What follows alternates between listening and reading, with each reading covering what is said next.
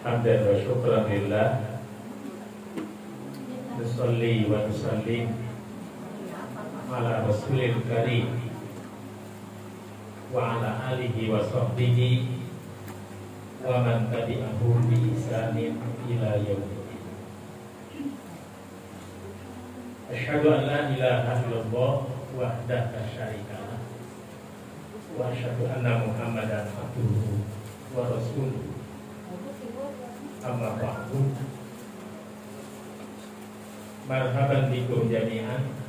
Marhaban bi wasiyati Rasulillah sallallahu alaihi wasallam. Uhayyikum bi tahiyatil Islam, tahiyatan mubarakah. Assalamualaikum warahmatullahi wabarakatuh. Waalaikumsalam warahmatullahi wabarakatuh. Bapak dan Ibu yang berbahagia, alhamdulillah dengan izin dan kudrat Allah, pagi ini kembali kita hadir di majelis ilmu.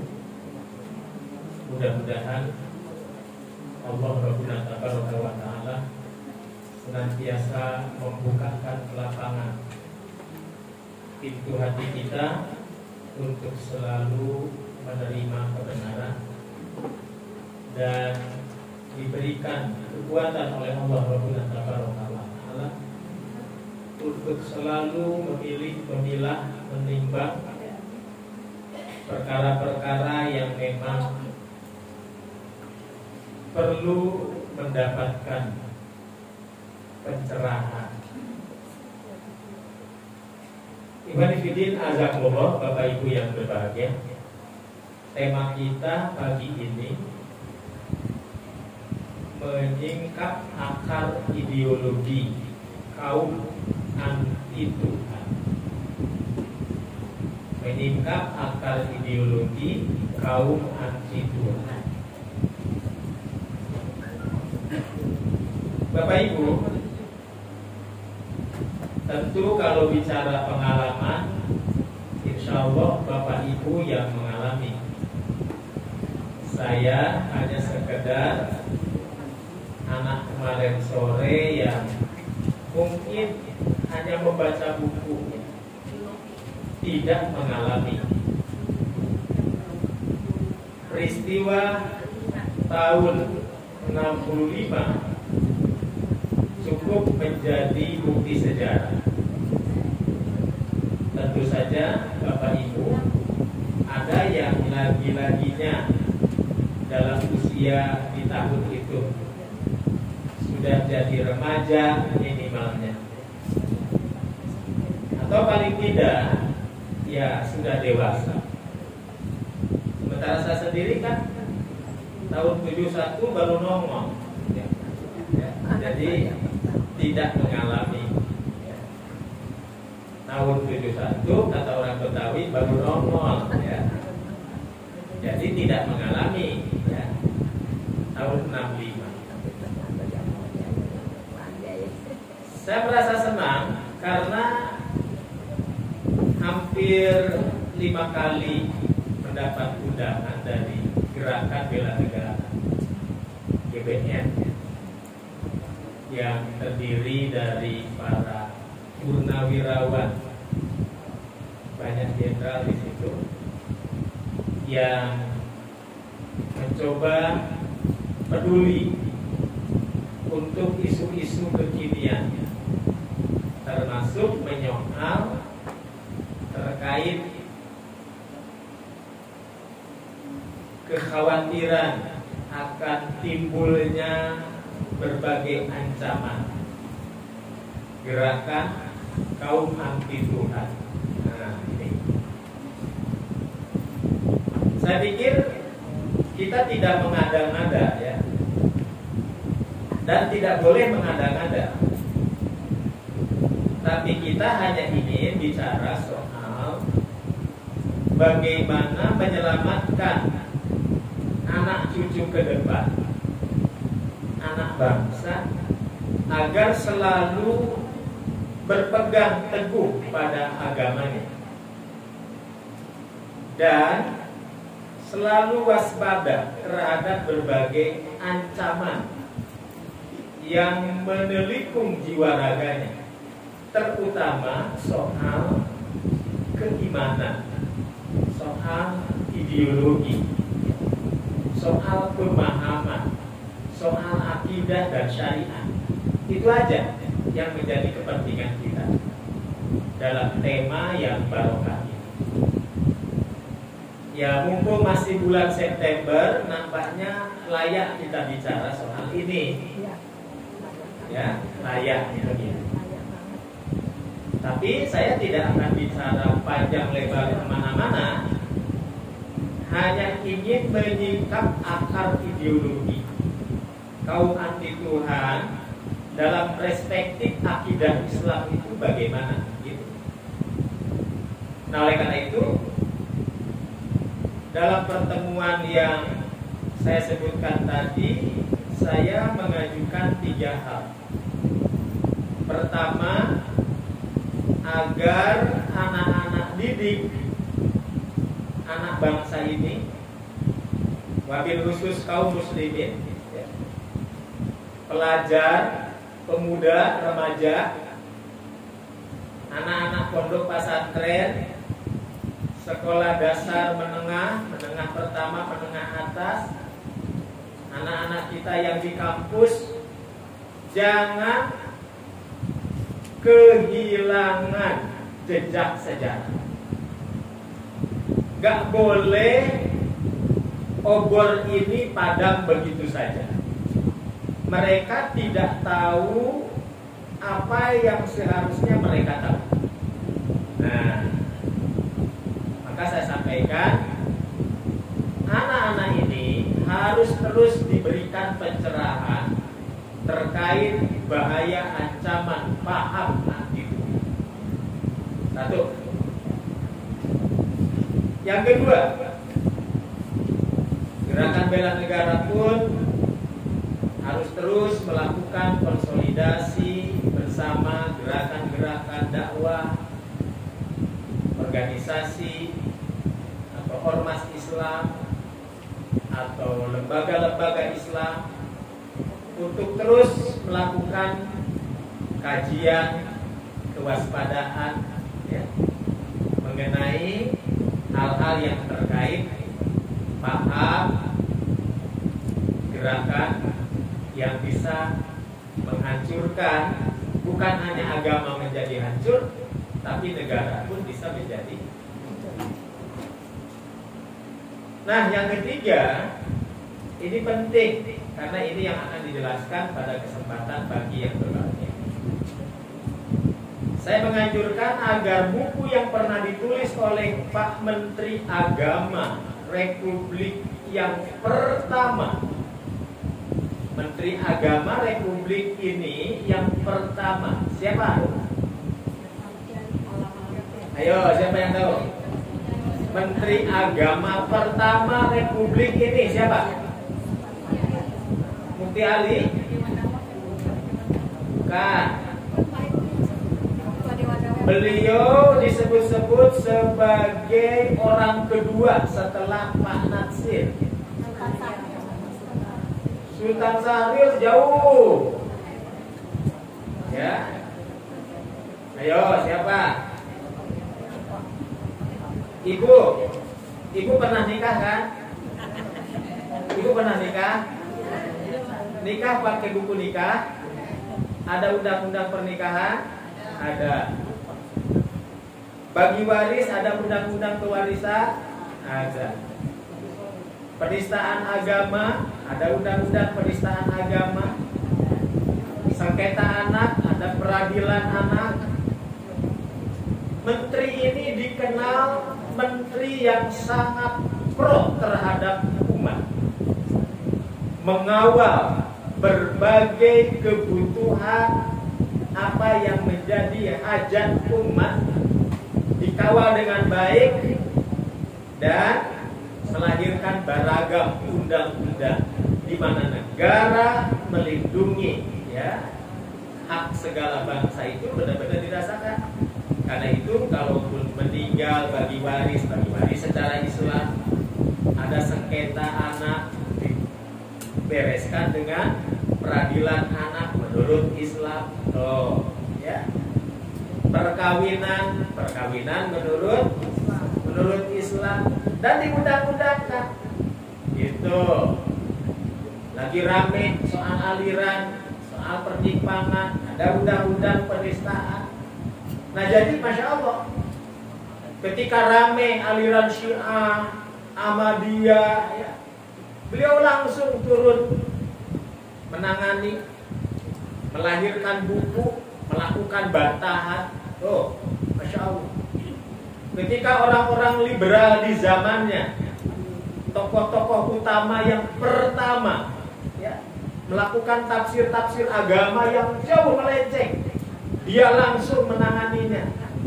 Tuh. Ketika rame soal urusan aliran kepercayaan, soal kebatinan, ya, beliau langsung,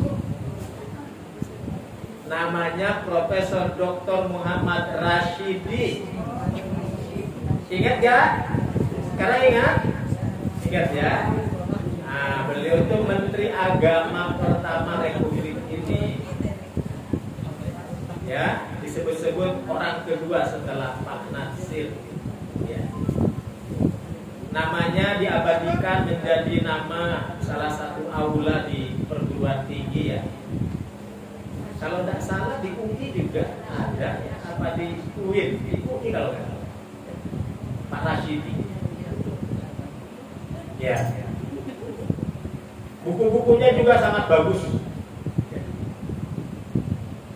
Sayang, saya juga belum kezamanan dengan beliau. Tapi hanya dengar saja. Ya. Tapi saya kenalan juga dengan buku-buku yang banyak, bagaimana beliau membantah pemikiran Nurholis Majid, bagaimana beliau membantah pemikiran Dr. Harun Nasution. Ya. Beliau hebat. Makanya benar-benar umat merasa bahwa oh ini benar-benar berpihak pada umat. Ya. Nah, setelah terjadi peristiwa gerakan 30S PKI yang menghilangkan nyawa para petinggi militer di Lubang Buaya, ya. Lalu beberapa hari kemudian beliau dipanggil oleh Pangdam Jaya. Oh, untuk apa dipanggil? Diminta pencerahannya agar beliau menyampaikan pidato ilmiah. Ya, ada pidato kebangsaannya, ada pidato keagamaannya, pokoknya ilmiah. Beliau diminta melakukan orasi, ya, terkait dengan bahaya paham komunisme. Tuh. Jadi, Masya Allah, antara petugas keamanan yang memang menjadi garda depan marwah penjagaan kedaulatan negara membutuhkan pandangan ulama. Maka beliau menyampaikan orasi yang sangat bagus sehingga buku ini dibukukan jadi buku saku. Ya, jadi buku saku. Bahaya paham komunis. Dicetak tahun 1965. Dan saya tidak melihat lagi buku ini dicetak ulang. Maka saya sampaikan kepada mereka, alangkah eloknya kalau buku ini dicetak ulang, biar dibaca sama anak-anak kita, ya. Biar dibaca oleh generasi hari ini. Dari sisi akidah, dari perspektif agama, betapa bahayanya paham kaum anti Tuhan. Baik. Nah, karena bukunya tidak dicetak lagi, saya tidak bagikan bukunya. Nah, baru saya usulkan agar diperbanyak lagi, ya, mengingat bagus isinya, walaupun bahasanya sangat akademik sekali. Ya, apalagi yang hadir juga para jenderal, ya. Alhamdulillah saya sempat baca buku itu. Bukunya sudah sangat tua, lusuh begitu ya. Tahun 65. Ya. Bapak Ibu bisa baca tulisan saya dalam ringkasan yang saya tulis mengenai buku itu. Judulnya Akar Ideologi Kaum Anti-Tuhan. Jadi tinggal klik di Google Akar Ideologi Kaum Anti-Tuhan. Jangan lupa kodenya apa? Masih ingat ya kodenya? Madrasah Abi Umi, ya. madrasahabibumi.com. Dia langsung keluar tulisan. Judulnya Akar Ideologi Kaum Anti-Tuhan. Mulhidun Dahriyun, akar ideologi kaum anti-Tuhan. Menurut Profesor Rasidi, kaum anti-Tuhan itu ternyata ada dua. Ada dua, ya. Sama halnya dengan pandangan para ulama kaum muslimin. Dalam hal ini Fadilatul Syekh Abdurrahman Jibril. Kalau menurut usia, Syekh Abdurrahman Jibril itu ulama yang terbilang muda di antara ulama-ulama sepuh. Kalau dibandingkan dengan Syekh Soleh Fauzan, Syekh Muhammad Soleh Al-Utsaimin, Syekh Abdul Aziz bin Abdullah bin Bas. Nah, Syekh Abdurrahman Jibril terbilang muda, tapi sudah meninggal juga.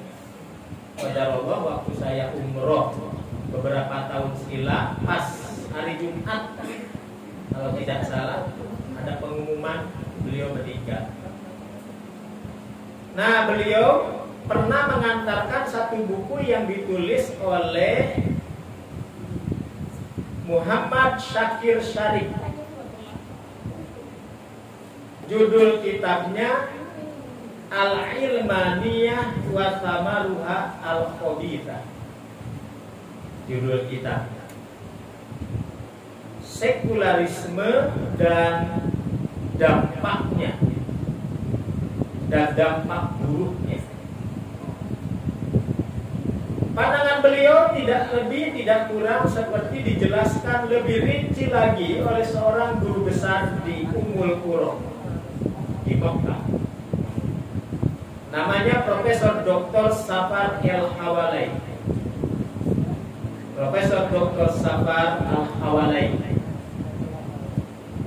juga menulis kitab Al-Ilmaniyah. Ya. Sama juga pandangannya dengan apa yang ditulis oleh orang tua kita. Allahu yarham Dr. Muhammad Natsir. Beliau juga menulis Ikhtaru Ihdas Sabilain. Pilih olehmu dua jalan, diniyah aula diniyah. Kau memilih agama atau tidak beragama sama sekali. Tuh. Orang tua kita tegas. Kau mau milih beragama atau tidak beragama sama sekali? Harus jelas. Nah, jadi diterangkan bahwa kaum anti Tuhan pertama ada di kalangan mereka yang benar-benar meyakini bahwa Tuhan tidak ada. Ya, namanya juga anti Tuhan. Tuhan diyakini benar-benar tidak ada. Gusti Allah tidak ada. Ini disebut mulhid. Ini disebut apa? mulhid. Atau dalam kitab-kitab akidah disebut mulhidun, kaum mulhidun. Mulhid diterjemahkan ke dalam bahasa kita ateis. Ya. Yang kedua, sebagian mereka ada yang meyakini Tuhan memang ada. Tuhan memang ada. Tapi mereka ragu, Tuhan punya aturan. Tuhan memiliki ajaran.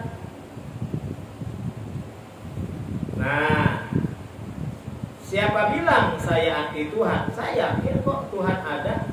Cuma saya ragu kalau Tuhan itu nyuruh sholat, nyuruh ibadah, ya, dan lain-lainnya.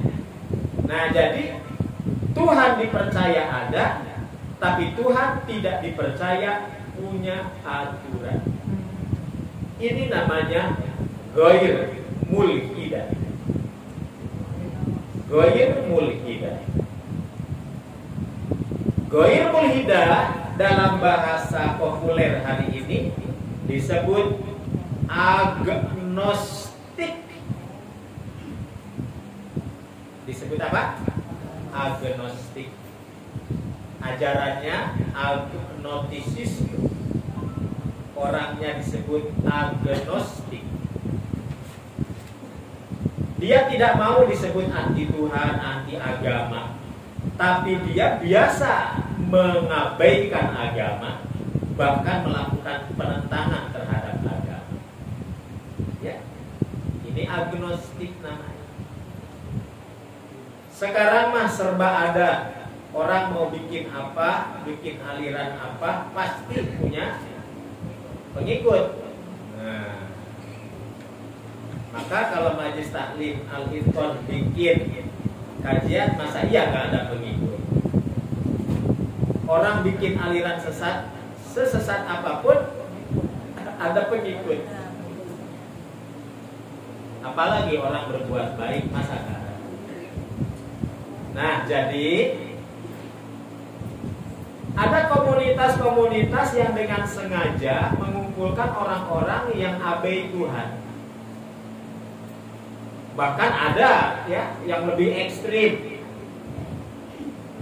Tuhan diragukan, Tuhan tidak dipercaya, tapi iblis dipercaya. Nah, maka muncul aliran para pemuja iblis. Ada aliran pemuja iblis. Di barat juga ada. Ada yang menamakan Lucifer, ya Lucifer, macam-macam. Ada yang menamakan The Satanic, ya, beragam. Intinya dia cari alternatif. Tuhan tidak dipercaya, agama dibikin ragu, tapi dia juga sebenarnya tidak bisa menghilangkan kebutuhan bahwa dirinya perlu sandaran. Cuma yang disandarinya salah, iblis. Sekalian aja dibikin para pemuja iblis. Ada? Banyak bukan ada. Baik, jadi yang pertama, kaum anti Tuhan, ada yang benar-benar meyakini Tuhan tidak ada.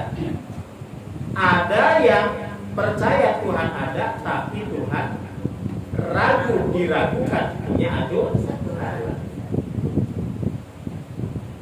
Jadi ada mulhid, ada ghair mulhid. Bapak Ibu yang berbahagia, mengapa orang menjadi ladiniyah? Tidak menganggap penting agama itu. Tidak menganggap penting ada tidak ada Tuhan itu. Karena bagi mereka sesuatu itu dibilang ada kalau wujudnya ada. Tapi kalau wujud itu tidak ada, mereka nggak mau mengatakan sesuatu itu ada. Sesuatu dibilang ada manakala wujudnya ada. Bila wujudnya tidak ada, maka sesuatu itu tidak ada. Apakah Tuhan ada? Kata mereka tidak ada. Kenapa? Karena wujud Tuhan tidak ada. Karena wujud Tuhan tidak ada, berarti Tuhan tidak ada. Nah, mereka baru mengimani kalau benar-benar Tuhan bisa diindra, bisa dilihat. Berarti memaksakan kehendak akalnya, memaksakan alam pikirannya untuk menghadirkan Tuhan dalam bentuk wujud. Seperti ini, saya melihat gelas ini ada, saya melihat teko ini ada.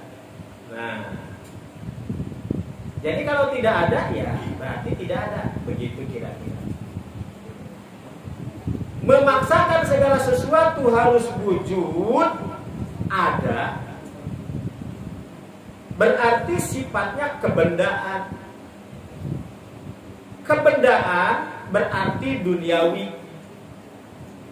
Memandang segala sesuatu harus duniawiyan, ya, harus duniawi, harus bendawi, harus nyata, harus terasa. Itu masuk dalam kategori paham materialisme. Materialisme, segala sesuatu harus nyata materinya. Ya. Tapi kalau orang tua didatangi anak muda yang berminat sama anak gadisnya, anak muda datang ke orang tua, Bapak, Ibu, bismillah saya menyatakan di depan bapaknya, saya berminat sama anak ibu, apakah kira-kira ibu ridho? Nah, kata ibunya, ya saya mah ridho-ridho aja kalau anaknya siap. Tapi ngomong-ngomong, adek itu siapa? Dari mana? Apa sudah bekerja apa belum? Nah, si anak muda jangan baper, wah itu materialisme. Nah, itu salah ya. Pemahaman materialisme yang salah. Maksud materialisme di sini adalah berlebihan terhadap materi, memandang sebelah mata. Nah, termasuk sesuatu yang goib sekalipun, bahkan puncak metafisika. Puncak metafisika itu kan Allah. Puncak kegoiban itu adalah Allah. Dari segala sesuatu yang goib tidak nampak hari ini, nah Allah itu kan puncaknya. Jadi, nah, dipaksa akal harus meyakini, boleh dipercaya Tuhan itu ada. Kalau nyata Tuhan itu bisa diindra, bisa dilihat. Itu juga karena pengaruh paham materialisme. Bisa dipahami? Apakah alam kubur itu ada? Alam barzah itu ada? Pertanyaan alam kubur itu ada? Tidak ada. Kenapa tidak ada? Karena belum dirasa. Apakah sesuatu yang belum dirasa itu tidak ada? Kata kita, ya ada. Dari mana kita tahu ada? Dari Quran, dari Sunnah. Bagi mereka kan nggak percaya pun ada sunnahnya juga. Maka pertanyaan alam kubur, kehidupan alam barzah tidak ada karena tidak nampaknya. Makanya orang yang tidak percaya alam kubur, tidak percaya pertanyaan alam kubur, kalau dia pengen yakin bahwa itu ada, harus diapain dulu? Nah, dia harus berkunjung dulu ke alam kubur dengan cara apa? Mati dulu, ya. Nah, jadi berbahagialah kita dengan nilai iman yang ada dalam jiwa ini, percaya bahwa alam kubur. Kalau alam kubur itu dipercaya, berarti surga neraka juga dipercaya. Kalau alam kuburnya tidak dipercaya, surga neraka pun tidak akan dipercaya. Maka alam akhir itu tidak ada, kata mereka. Maka mereka sering mengatakan alam akhirat adalah alam yang penuh fiktif. Oh, fiktif. Hanya bualan belaka. Kayak roman picisan, ya. Kayak orang bikin novel, ya. Novel juga banyak yang bagus, ya. Nah, ini mah roman picisan, bualan belaka. Nah, jadi mereka meyakini alam akhir tidak ada. Kiamat kalau perlu tidak ada. Jadi memandang dunia, memandang materi itu abadi selama-lamanya. Maka dari paham kebendaan ini, paham keduniawian ini melahirkan paham turunannya apa? Berpandangan sebelah mata. Dunia selalu dipisahkan dengan akhirat. Agama selalu dipisahkan dengan dunia. Agama dipisahkan dengan ilmu pengetahuan. Urusan sains tidak ada urusan dengan agama. Tuh, memisahkan antara kehidupan dunia dengan akhirat, agama dengan dunia, ilmu pengetahuan dengan sains. Pemisahan semodel itu disebut sekularisme. Paham sekular atau sekuler, bahasa Latin seculum, ya. Jadi memisahkan. Jadi pandangan itu selalu dunia. Kalau Tuhan tidak dipercaya adanya, apalagi malaikat, ya, apalagi perkara-perkara gaib yang lainnya. Cuma aneh, mereka itu kadang-kadang Tuhan tidak dipercaya, tapi iblis dipercaya. Nah, gitu ya. Aneh. Ya. Baik. Jadi kesimpulannya, kata Prof. Rasidi, paham kebendaan, paham materi, paham duniawiyah, paham materialisme melahirkan paham turunannya. Apa turunannya? Sekularisme. Cuma lagi-lagi istilah ini berpengaruh terhadap perkembangan alam pikir. Kalau kita buka kitab-kitab kamus besar, cari sekularisme bahasa Arabnya apa? Maka kita akan mendapatkan bahasa Arab sekularisme artinya ilmaniyah. Ilmaniyah. Kedengarannya bagus. Ilmaniyah berarti dari kata ilmu. Berarti sesuatu yang ilmiah. Jangankan benar, salah pun jadi benar.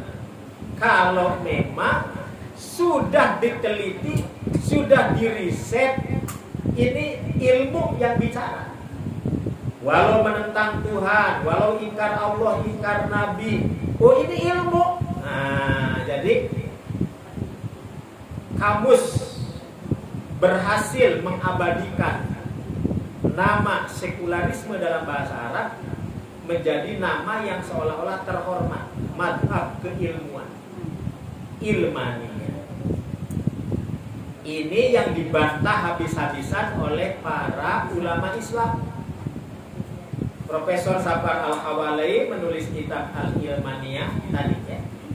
Muhammad Syakir Syarif yang diantarkan Syekh Abdurrahman Jibril menulis kitab Al-Ilmaniyah wa Samaruha Al-Khabithah. Pak Natsir menulis buku Ikhtaru Ida Sabilain Diniyah Aula Diniyah, menyimpulkan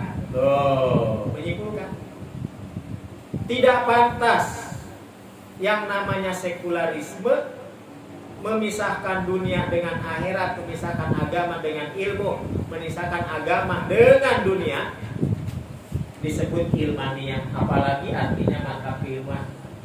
Tidak tepat. Tapi yang paling tepat adalah ladiniyah. Jadi untuk menyebut paham sekularisme itu yang tepat, kata Pak Natsir, kata para ulama, ladiniyah. Apa ladiniyah? Huwa madhabul kufriyah. Di situ disebutkan hiya madhabul kufriyah, madhab kekufuran. Ketika menyebut madhab dalam bab ini, ikatan kita jangan ke madhab yang 4 ya. Madhab di sini itu kelompok berpikir, pemikiran kekufuran katanya. Nah, Bapak Ibu, dari materialisme melahirkan sekularisme, dari sekularisme melahirkan keraguan terhadap agama dan Tuhannya, maka jadilah paham agnostik.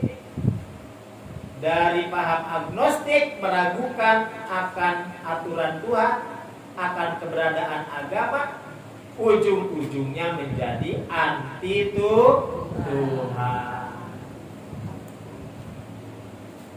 Baik materialisme, sekularisme, ataupun agnostisisme dan ateisme, atau yang serupa dengan itu, semuanya itu dalam bahasa Al-Quranul Karim hawa nafsu yang dipertuhankan. Ya, itu bentuk hawa nafsu yang dipertuhankan. Oleh karena itu Profesor Rasidi mengakhiri tulisan yang bagusnya tadi dengan memetik 2 ayat Al-Quranul Karim yang tertulis di dalam surat Al-Jathiyah ayat 23 ayat 24. Jadi Pak Rasidi lagi ngomongin sesuatu yang memang perlu penalaran yang cermat, tapi ya sudah menjadi keumuman ulama-ulama kita di zamannya. Walau mereka malah melintang studi di barat, tapi mereka tak terbaratkan. Pak Rasidi itu di mana sekolahnya? Di barat, tapi tak terbaratkan. Kita punya orang tua, Profesor Dr. Insinyur A.M. Saifuddin, lama di Jerman, tapi tidak terjermankan pikirannya. Kecuali yang terjermankan itu ya urusan-urusan dunia, tapi akidahnya tak terjermankan. Ya. Nah ini hebatnya orang tua dulu kita ini, mau belajar kemanapun tetap agama nomor 1 begitu, dan tidak terkalahkan. Hanya berguru kepada orientalis lalu jadi orientalis, enggak. Memang guru besar dia bisa jadi Yahudi, bisa jadi Nasrani, tapi tidak jadi Yahudi, tidak jadi Nasrani. Ini hebatnya orang tua. Ya. Banyak tokoh-tokoh kita dulu, ya, Masya Allah. Yang namanya Pak Natsir itu sejak SMA dia sudah merampungkan buku-buku filsafat Barat. Apakah dia pikirannya nggak gicelek? Tahu nggak gicelek? Sengklek. Nah, bahasa orang Betawinya sengklek. Enggak. Hanya gara-gara bacaan-bacaannya penuh dengan retorika, logika orang lain, tidak membuat pikiran mereka jadi sengklek. Kenapa? Karena rumus agama dipakai.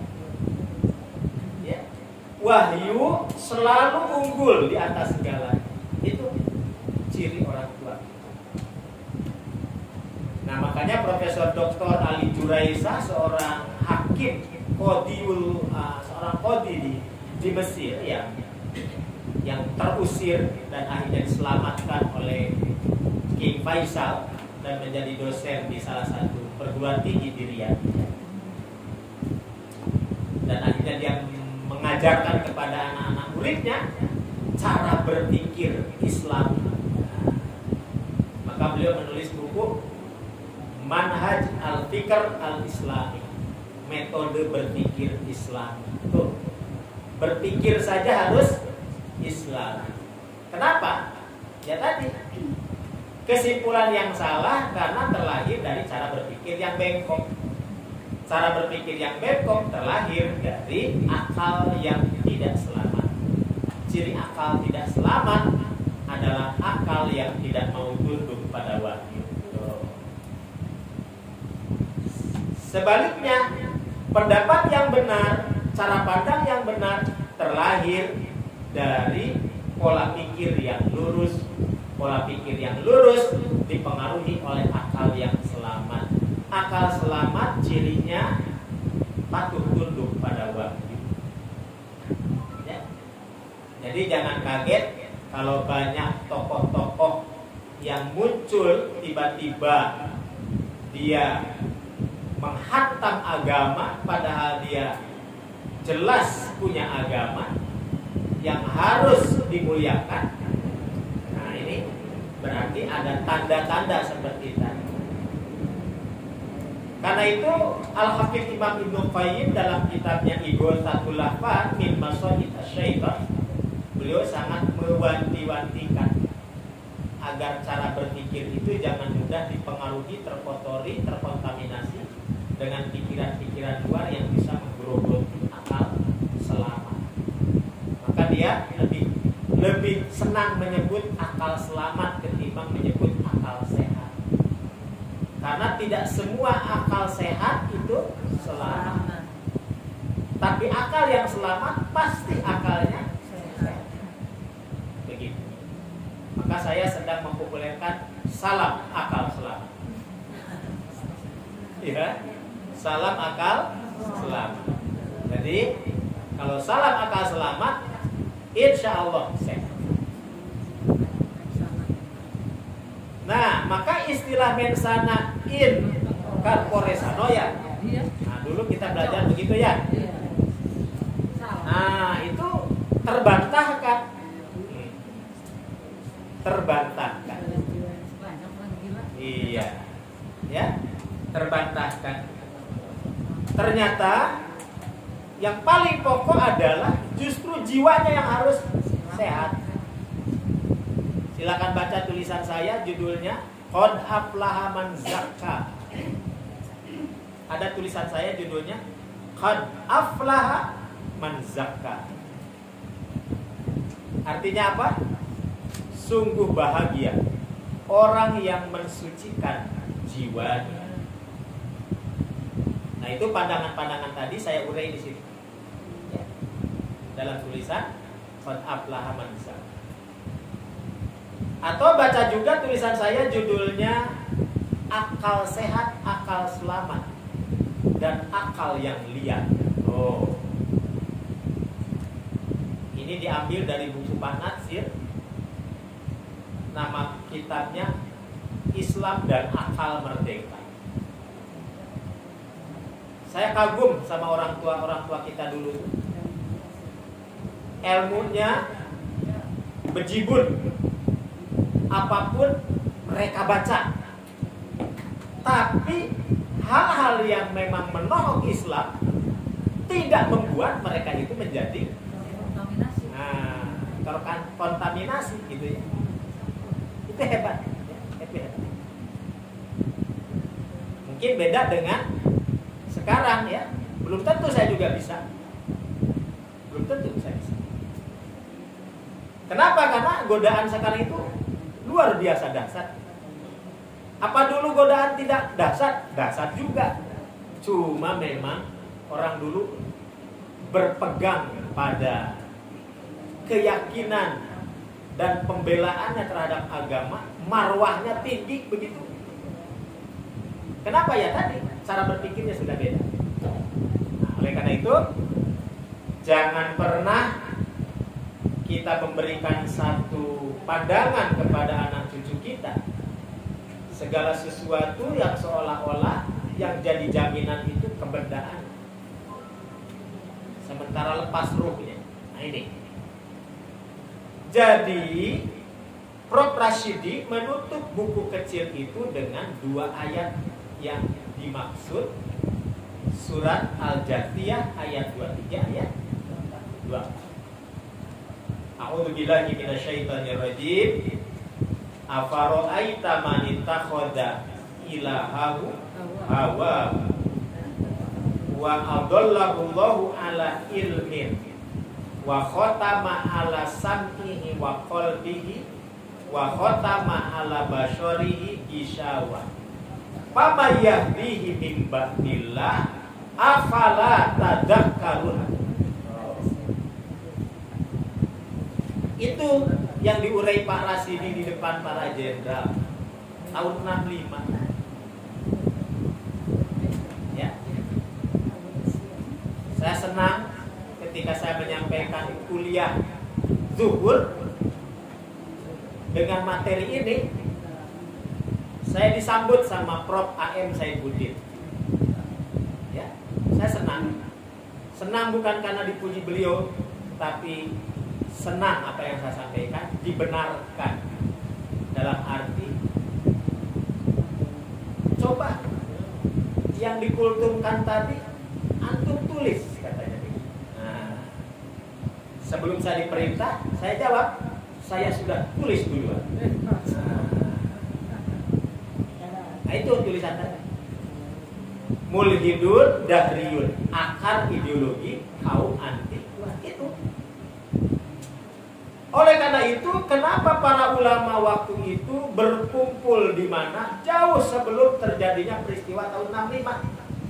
Tepatnya tahun 57. Di mana? Di Palembang. Ulama-ulama kita kumpul di Palembang tahun 57. Ya.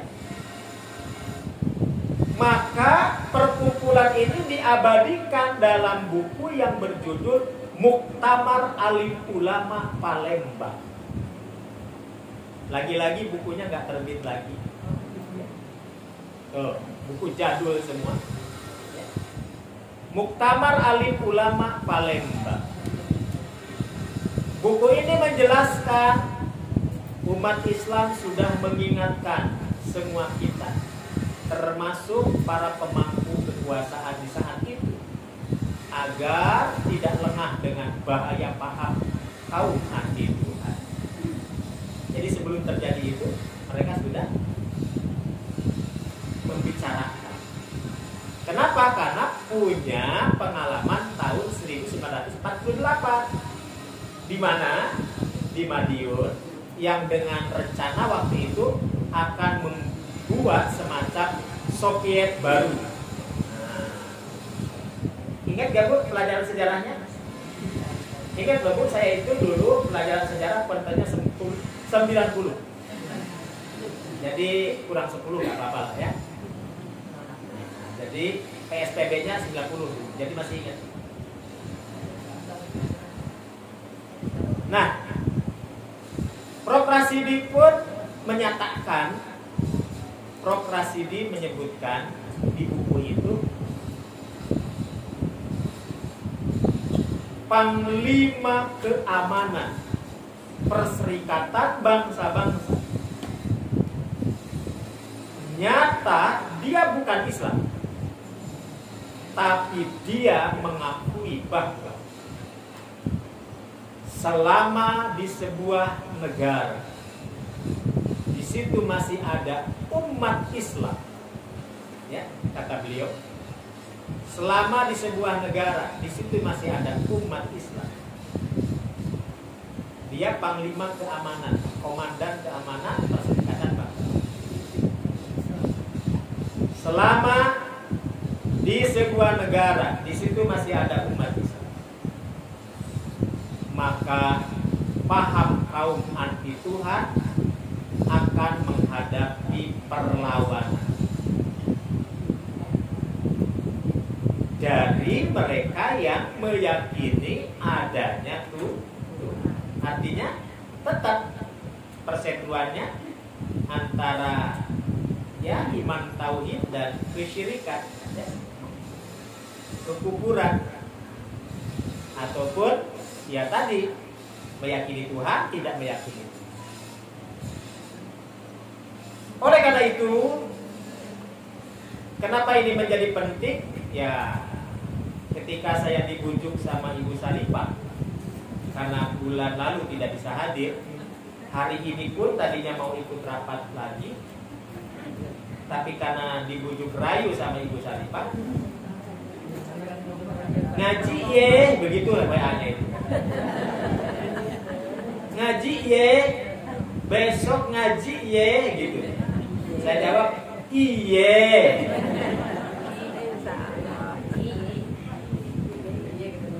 Ya, jadi ye ketemu ye. Ya.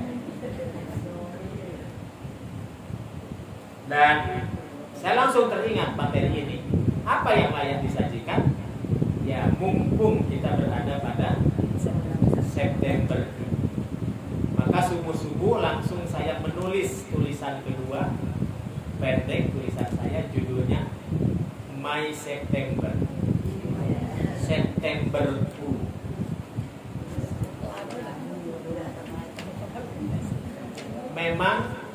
Memang ada September kelabu, itu judulnya.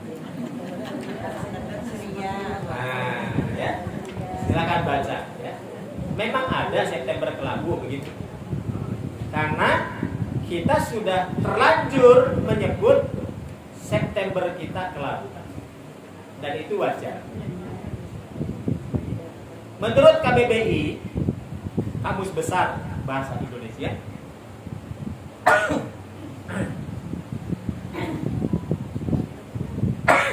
kelabu itu warna antara putih dan hitam, maka jadi abu-abu. Ya. Tapi disebut kelabu maksudnya kiasan untuk menyebut suasana kesedihan dan kedukaan. Apakah Islam mengenal istilah bulan kelabu? Tidak. Ya. Tidak mengenal istilah bulan. Baik bulan Komariah ataupun bulan Syamsiah. Baik bulan Hijriah ataupun bulan Masehiyah. Tidak mengenal istilah bulan kelabu. Tapi kalau disandarkan pada kiasan, ya boleh juga sebagai peringatan sejarah. Bukan memendam rasa dendam, tapi bagaimana menjadikan peristiwa itu pelajaran. Ya. Kita ngomongin ini bukan membangkitkan rasa dendam, tapi agar menjadi pelajaran supaya peristiwa itu tidak terulang. Begitu. Kenapa? Karena pokok dalam sejarah itu apa? Mengambil pelajaran. Nah, di masa Rasul juga ada namanya tahun kesedihan, Amul Husni. Ketika Baginda ditinggalkan wafat oleh siapa? Pamannya Abu Thalib. Lalu ditinggalkan siapa lagi? Istri yang sangat terkasihnya juga wafat. Ya, maka tahun itu dikenal dengan tahun duka cita. Umul Husni, Amul Husni. Nah, jadi kalaupun ada istilah hari ini September kelabu, itu hanya kiasan sebagai traumatik sejarah untuk dijadikan pelajaran agar kita tidak termasuk orang-orang yang mudah melupakan sejarah. Ya, jas merah katanya, ya, jangan sekali-kali melupakan sejarah. Tapi di samping jas merah harus juga ya jas mewah. Jangan melupakan sejarah dakwah.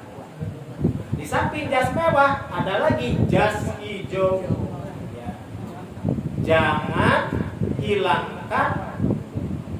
Jangan sekali-kali hilangkan jejak ulama.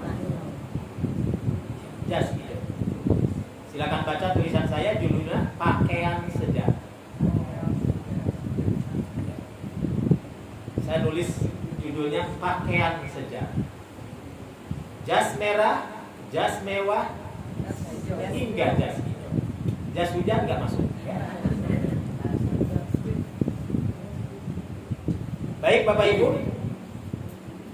itulah gambaran buku yang ditulis oleh Profesor Rasyid.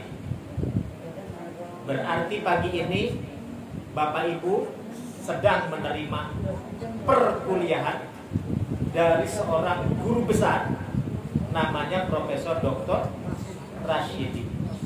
Saya hanya menukil, menyampaikan isi dari apa yang beliau tulis. Nah, nanti beliau melanjutkan tulisannya tuh bagus. Dilanjutkan supaya tidak gagal paham, maka beliau pun melanjutkan tulisannya dengan judul Sosialisme. Ya, menarik, tak kalah menarik. Kenapa ada istilah kapitalisme? Kenapa ada istilah imperialisme? Kenapa ada istilah kolonialisme? Kenapa sampai ada istilah nasionalisme? Kenapa muncul istilah sosialisme? Kenapa muncul istilah sosialisme marxisme? Kenapa muncul istilah nasionalis religius? Nasionalis Islamis. Oh, masih banyak. Perlu satu pertemuan lagi, ya. Nah, oleh karena itu kita tamatkan dulu pembahasan yang pertama ini. Ini saya diminta ngajar tentang ini di KPU, bukan Komisi Pemilihan Umum, ya. Bukan KPU, PKU. Pendidikan Kader Ulama, ya.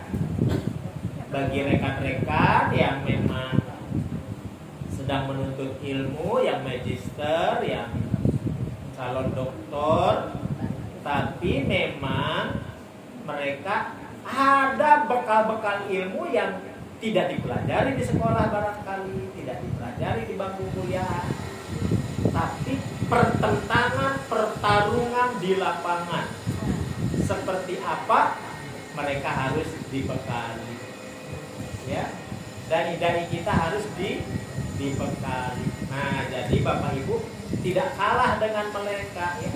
Kalau mereka hanya untuk gelar minimalnya S1, S2, Ibu mah sudah lebih dari sekedar S3, S4 sekaligus. Apa S4? Sudah sangat sepuh sekali. Baik, saya pikir itu yang bisa saya sampaikan. Silahkan dikritisi, ya, ditambahkan, ya.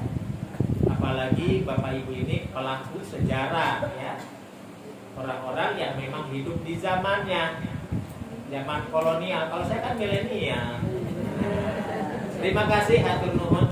Aku qouli hadza wa astagfirullah li wa lakum. Wassalamualaikum warahmatullahi wabarakatuh. Ya, mangga.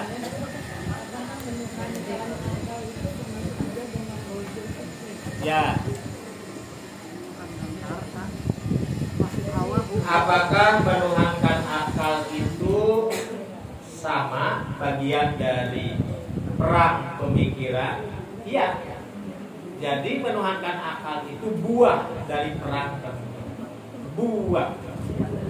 Samarun. Ya. Min samari ghazwil fikri, ya. Jadi buah dari perang pemikiran itu orang bisa menuhankan akal. Kalau menyebut menuhankan akal pikiran masih ada bagus, ya. Dari sisi kalimat masih ada bagus gitu. Karena masih menyebut akal, berarti bisa jadi dia salah tafsir terhadap akal gitu, ya. Atau tidak paham terhadap fungsi akal. Ada kitab judulnya Al-Aqlu wal Aqlaniyah. Akal dan rasionalisme. Tuh. Ditulis oleh seorang guru besar akidah aliran-aliran kontemporer di Jami'ah Imam Riyad namanya Profesor Dr. Abdul Karim Al-Aql. Al-Aqlu wal-Aqlan. Jadi kita tidak menolak akal, ingat. Karena akal itu dicipta oleh Yang Maha Kuasa untuk kita, semulia-mulianya manusia. Tapi kalau sampai akal dipertuhankan, nah itu baru ya, menyimpang. Sama Allah juga ciptakan hati untuk manusia agar manusia mampu merasa. Tapi apabila perasaan itu dipertuhankan, jadi keliru juga. Anda. Jadi akal punya fungsi, perasaan juga punya fungsi. Fungsi perasaan juga sama seperti akal, bertingkat-tingkat. Ada perasaan hanya untuk sekedar simpati. Ada namanya tersendiri. Ada perasaan yang memang untuk menuangkan rasa ingin memiliki. Ada namanya. Perasaan yang paling dalam disebut atifah. Perasaan paling dalam itu disebut atifah. Perasaan rasa ingin kepada lawan jenis disebut asror, sirriyah. Paling rahasia, saking rahasianya malu mau ngomong sama orang. Kita menyebutnya ser. Ya. Siri itu rahasia, maksudnya asror. Ada perasaan namanya ijtimaiyah, perasaan yang selalu ingin hidup tuh gak enak sendiri, harus rame-rame. Ngaji sendirian, ngaji berdua dengan ngaji rame-rame begini beda. Nah itu perasaan ijtimaiyah. Ada perasaan hanya sekedar simpati iba. Tak harus orang sekolahan, orang numpang lewat di jalanan pun tiba-tiba iba. Ada nenek-nenek mau nyebrang, aduh kasihan ingat ibu sendiri, diseberangin dulu, iba. Jadi dalam akal itu ada aplikasi-aplikasi akal, dalam perasaan juga ada aplikasi-aplikasi perasaan. Tapi gak boleh dipertuhankan. Maka agama melarang, menyimpulkan agama dengan cara mempertuhankan akal, pikiran, dan perasaan.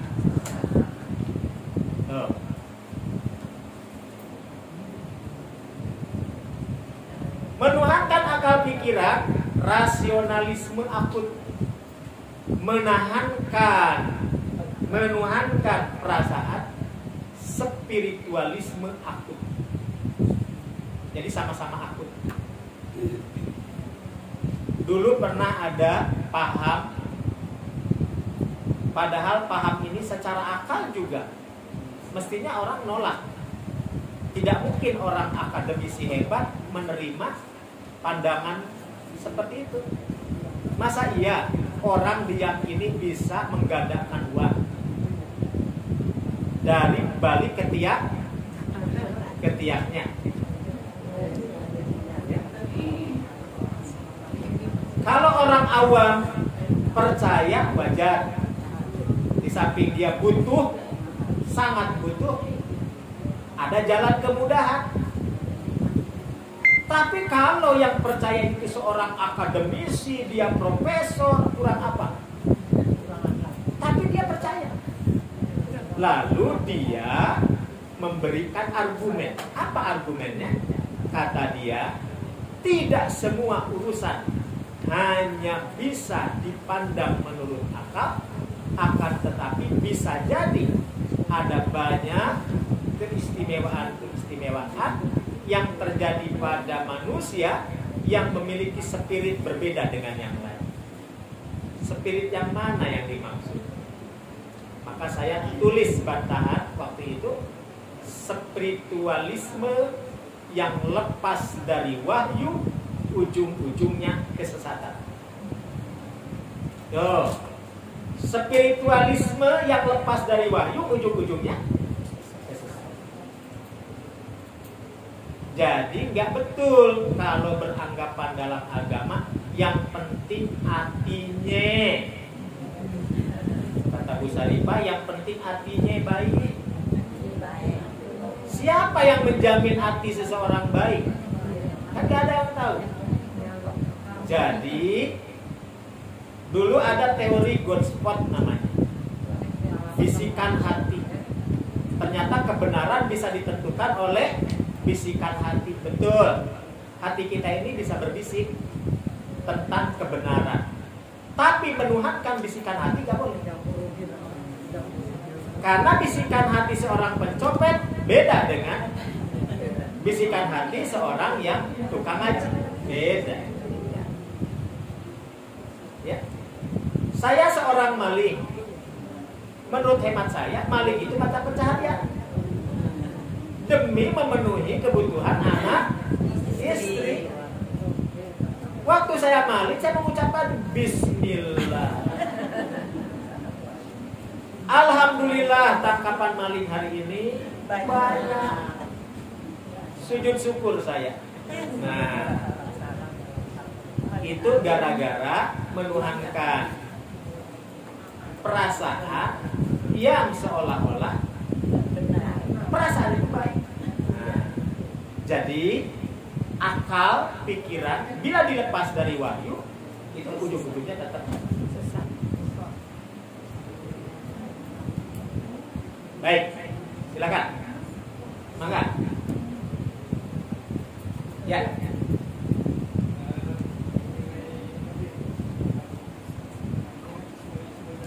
Ya.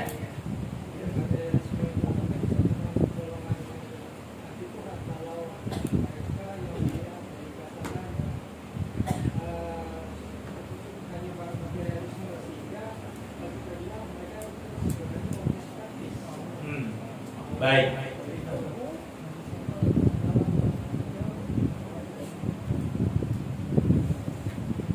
Ketika bicara agnostisisme dan ateisme itu lebih kepada ideologi, keyakinan yang ada kaitan dengan akidah. Tapi ketika pandangan-pandangan materialisme lebih kepada cara memandang dunia sebagai sumber hidup, ya memang ujung-ujungnya pasti kan akidah juga. Tapi bagi mereka seolah-olah tak ada hubungan dengan agama, sehingga lebih kepada penumpukan harta, penumpukan modal, dan berujung pada kapitalisme. Makanya negara-negara penjajah itu kan negara-negara kapitalisme. Mereka berani menjajah itu karena modal mereka banyak. Dan mereka sudah mengukur siapa yang dijajah. Coba ibu bayangkan, apakah Indonesia itu luas apa sempit? Luas. Lautannya banyak, daratannya luas. Kenapa Belanda begitu berani menjajah kita? Nah, karena memang dia lebih punya daripada kita. Karena dia punya, maka muncul keinginan untuk melakukan kolonialisme. Bayangkan, kok negara kecil bisa memecah negara besar. Tuh. Nah, itu kapitalisme. Ya.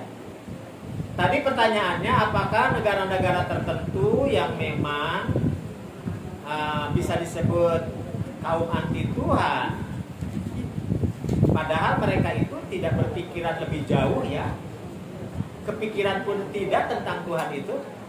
Yang penting bahwa bagaimana dunia ada di tangan, begitu. Ya memang mereka tidak memperbalkan diri sebagai kelompok anti Tuhan, ya. Tetapi secara praktek dia itu menuhankan kekayaannya, gitu. Dia menuhankan kekayaannya, ya. Bukan karena apa artinya karena mereka tidak memperbakan diri sebagai kaum anti Tuhan, bukan. Memang betul sekarang ada persoalan baru, ya, persoalan baru. Tidak semua komunisme itu ateisme, begitu ya? Betul. Sekarang ada pandangan baru. Jangan menyangka bahwa komunisme itu pasti ateisme. Begitu kata mereka. Baik, apa arti komunisme? Komunis itu diambil dari kata apa? Komunal, komunitas. Kalau menurut bahasa kita ini berkumpul, ini komunal. Komunitas al-idkon. Tapi ibu tidak akan rela disebut komunis ya? Kenapa? Karena kalau disebut komunis itu sudah include di dalamnya komunitas yang meyakini sebuah keyakinan bahwa pandangan dunia itu merupakan pandangan pokok dalam pijakan hidup. Teorinya dari siapa? Ada yang dari Marxis, ada yang dari Stalin, ada yang dari Lenin, ada yang dari banyak lagi. Ya. Tapi sekarang kita bersyukur, ya, kita bersyukur negara terkuat dulu disebut-sebut negara komunis mana? Rusia, Soviet di zamannya kan sudah lama hancur ya. Bahkan negara-negara kecil yang dalam kekuasaannya pun berdiri sendiri. Chechnya, Uzbekistan, Tajikistan, ya, dan stan-stan yang lainnya. Bahkan sekarang lebih nampak keislamannya. Seperti Chechnya, Masya Allah, lebih nampak keislaman. Artinya bisa jadi dulu juga, kenapa mereka mau tidak mau harus mengakui kalau mereka itu warga negara di sana, dan mau gak mau harus mematuhi aturan di sana. Tapi ketika diberikan kemerdekaan, Masya Allah, dengan cepatnya Chechnya berdaulat menjadi negara yang sangat ditakuti walaupun kecil. Hanya karena pemimpinnya sangat mencintai Quran, sangat menghargai ulama, walaupun secara pandangan tentu saja pandangan beliau ya wajar ada perbedaan. Mereka lebih kepada pandangan secara akidahnya seperti pandangannya Al-Maturidiyah. Sama seperti di Indonesia, seperti pandangannya Asy'ariyah. Sama, ya. Sama. Tapi bagaimana mereka semangat keislamannya sangat tinggi. Kenapa? Afghanistan juga sama, ya. Afghanistan, Taliban, ya. Sama. Dia lebih kepada mana itu? Ada tulisan saya judulnya tentang Taliban. Insya Allah apa yang saya sampaikan ini dari materi ke materi itu ada tulisannya, ya. Tapi walaupun demikian tetap ibu harus rajin menulis, karena yang ibu tulis itulah ilmu, ya. Itulah ilmu yang akan diingat. Biasanya kalau tulisan orang lain kan susah diingat ya, tapi kalau tulisan sendiri mudah diingat dan susah dibaca oleh orang lain.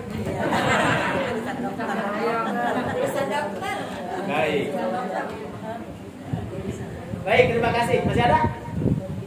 So, makan. Seperti yang tadi Ustaz sampaikan, sekarang kan September labu ceria. Ya.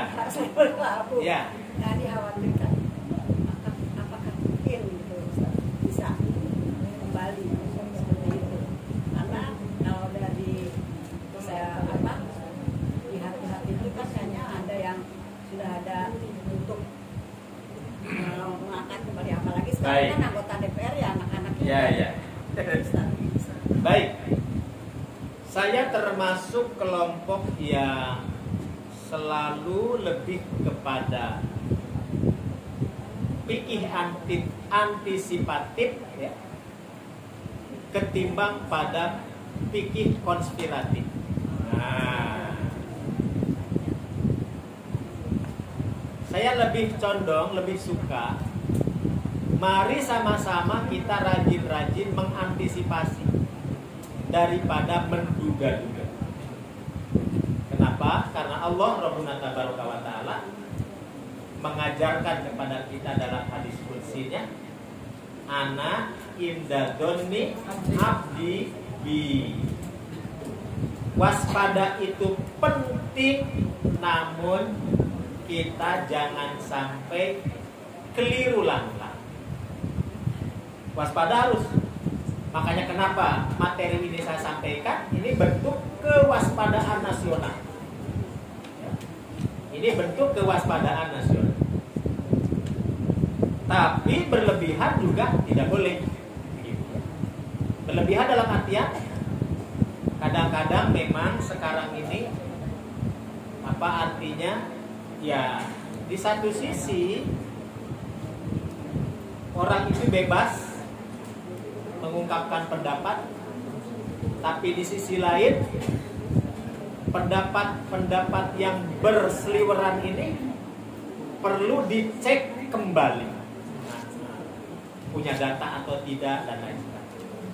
Nah, saya lebih senang kalaupun ngomongin soal ini, makanya saya berpijak dulu kepada siapa. Oh, ini buku Pak Rasidi nih, penting disosialisasikan sebagai bukti kewaspadaan kita terhadap situasi yang jangan sampai terjadi terulang kembali.